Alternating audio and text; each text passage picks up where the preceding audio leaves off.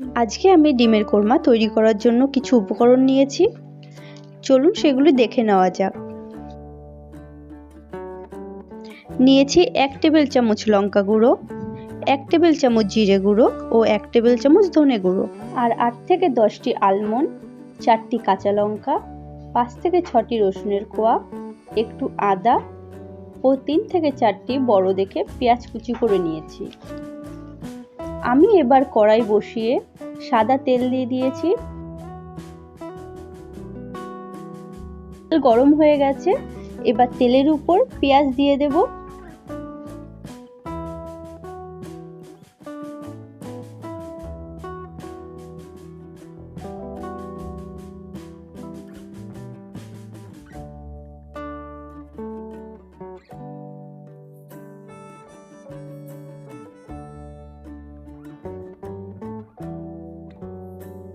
পেঁয়াজগুলি ভাজবার সময় গ্যাসের ফ্লেমটি লো ফ্লেম করে ভাজতে হবে, না হলে পেঁয়াজ পুড়ে যাবে।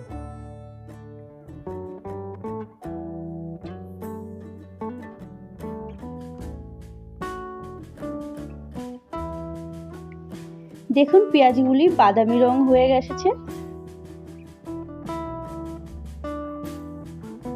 আমি এবার পেঁয়াজগুলি একটি পাত্রে তুলে নেব।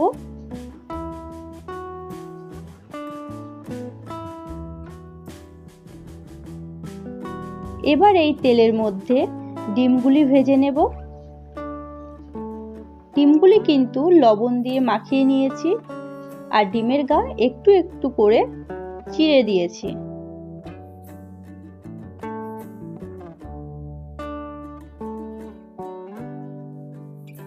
ডিমগুলি বেশি ভাজবো না। দেখুন ডিমগুলি ভাজা হয়ে গেছে, এবার ডিমগুলি তুলে নেব।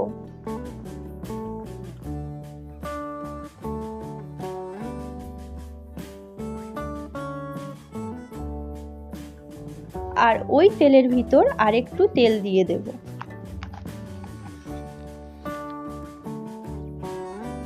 আর তেলের উপর দুটো তেজপাতা ও গোটা গরম মশলা দিয়ে 4 থেকে 5 সেকেন্ডের মতো নেড়ে চেড়ে নেব, যাতে খুব সুন্দর একটা স্মেল আসে।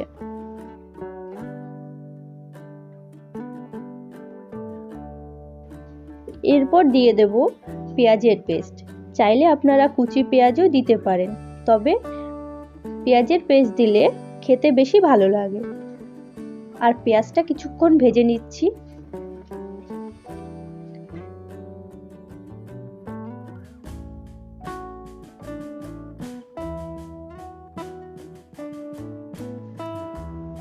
তারপর এখানে দিয়ে দিচ্ছি আলমন্ডের পেস্ট আর কাঁচা লঙ্কার পেস্ট।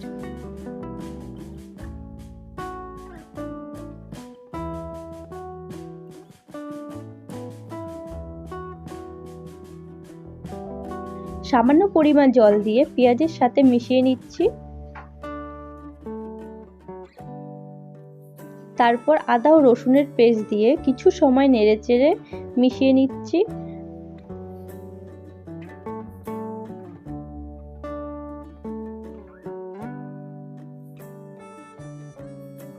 এবার আর কিছু গুঁড়ো মশলা দিয়ে দেব, লঙ্কা গুঁড়ো, জিরে গুঁড়ো ও ধনে গুঁড়ো।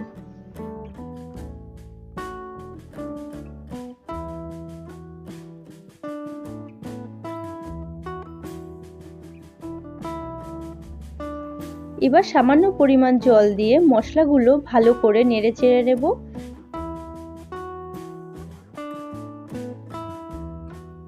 এবং পরিমাণ মতো লবণ দিয়ে দেব। লবণ দিয়ে 2 থেকে 3 মিনিটের মতো কষিয়ে নেব।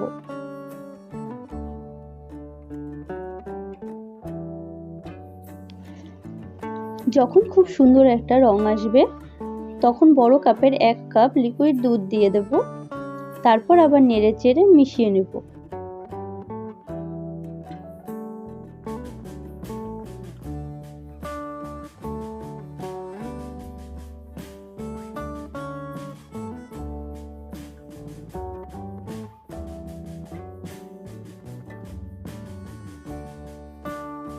মিশিয়ে নিয়ে ভেজে রাখা ডিমগুলি দিয়ে দেব, আর গ্যাসের ফ্লেমটি মিডিয়াম টু লো ফ্লেমে রেখে 4 থেকে 5 মিনিটের মতন রান্না করে নেব।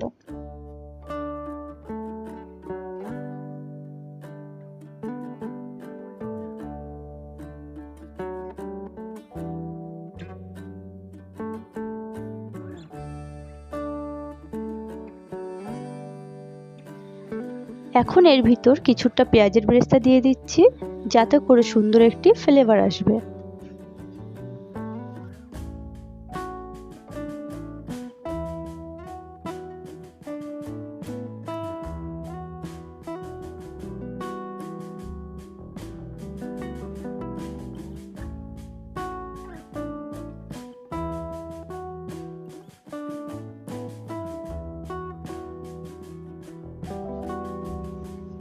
এখন আমাদের ডিমের কোরমা রান্না প্রায় শেষের দিকে। এবার উপর থেকে বেরেস্তা দিয়ে দিচ্ছি।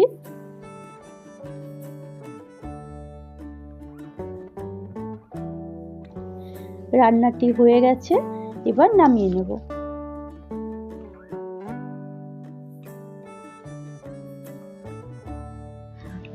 আর উপর থেকে 1 টেবিল চামচ ঘি ছড়িয়ে দিচ্ছি। আমাদের কোরমাটি পরিবেশনের জন্য একদম রেডি হয়ে গেছে। এই রেসিপিটি যদি আপনাদের ভালো লেগে থাকে তাহলে কমেন্ট করে জানাবেন এবং লাইক ও শেয়ার করবেন। আর পরবর্তী ভিডিওর জন্য সাবস্ক্রাইব করে রাখবেন। ভিডিওটি পুরো দেখবার জন্য আপনাদের অসংখ্য ধন্যবাদ। ভালো থাকবেন, সুস্থ থাকবেন। নমস্কার।